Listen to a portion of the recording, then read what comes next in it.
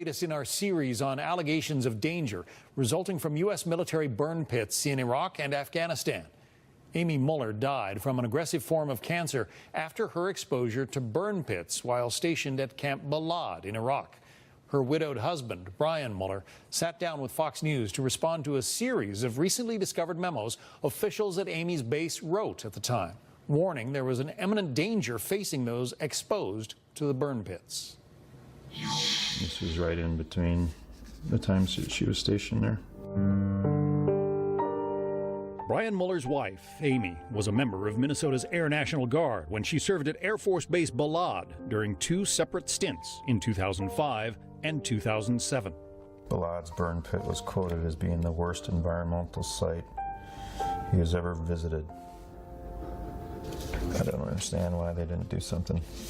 A decade later, she passed away from pancreatic cancer. Muller believes her exposure to burn pits was the cause. In the pits, the military burned everything from trash to medical waste. These are people that volunteered to serve our country. It just disgusts me to see memos like that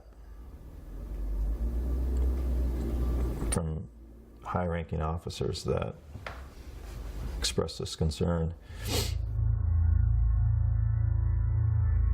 The memos are documents Fox News obtained, drafted by officials at AFB Balad at the same time his wife was stationed there. They constantly warned it was an environmental hazard. They're delaying this as long as possible so that they won't have to deal with as many claims, because most of them will die before they do anything about it.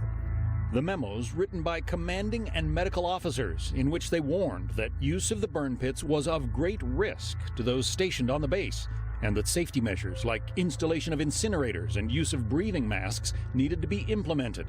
But those precautions were never fully employed.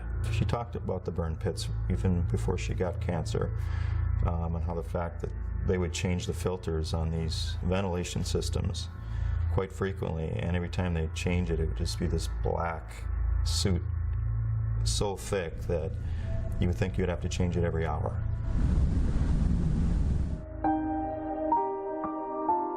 Muller, now a single dad, has started the Amy Muller Foundation, which helps other veterans diagnosed with pancreatic cancer and seeks to create awareness by sharing his wife's story.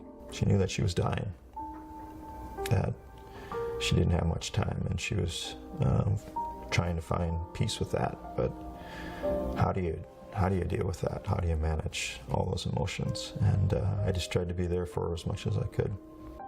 Currently, there is disagreement about whether burn pits have caused illnesses, but Muller is convinced it was her exposure that killed Amy. It had to be something related to the burn pits, and now that we know all these symptoms of Gulf War illness, and she had all 6 of them, that all lead to inflammation, that all lead to different types of disease, including cancer. So I think there really is no other explanation for why she got cancer at such a young age, especially a type of cancer that's typical on just a 73-year-old is the average age. It should have been done differently. It wasn't, but there needs to be some accountability for the way things were done. Brian continues to raise awareness by sharing Amy's story. He also worked closely with Minnesota Senator Amy Klobuchar toward getting the Helping Veterans Exposed to Burn Pits Act passed in Washington. President Trump recently signed the bill, but assistance to veterans exposed to burn pits could still face a delay. We'll be right back.